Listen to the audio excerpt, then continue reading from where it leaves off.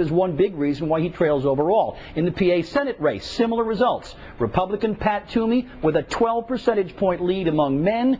Democrat Joe Sestak with a small 3-point lead among women. Now, when it comes to older voters, the man I'm running against wants to take Social Security and invest it in Wall Street.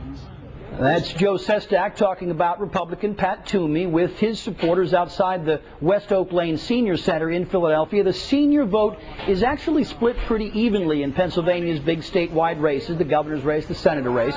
But candidates know seniors always show up to vote. And so, in Sestak's case, he hammers the Social Security issue whenever possible.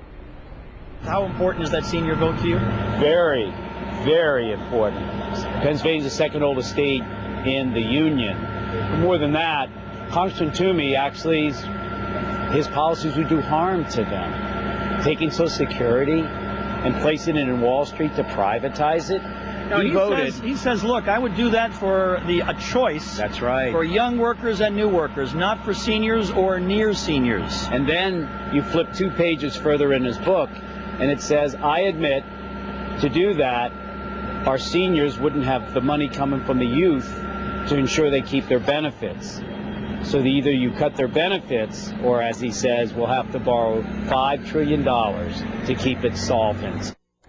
It's interesting. The polling suggests Republican men are the most conservative group when looking at party and gender. Those Republican men, the polling suggests, are also the most enthusiastic about coming out to vote next Tuesday. Lauren, there's some indication that from the polling that Democrats have kind of lost their mojo with female voters, and that could obviously be big trouble for them. Bruce, I found the whole issue of Social Security very interesting. On the one hand, the idea of taking the money and investing it, privatizing it, if you will, and on the other hand, you know, seniors are looking at not getting any increases in Social Security. So it's a tough one for them. Yeah, and again, remember, seniors come out to vote under any and all circumstances, often because logistically some of the polling places are right at or near a senior center. Often they're brought over to the polling place in buses, all perfectly legitimate. But the fact is, seniors come out and vote. Both campaigns in this particular Senate race, for example, know it, and so both sides hammer this issue. The Democrats say, hey, Republicans are going to kill off your Social Security. Republicans say, not so.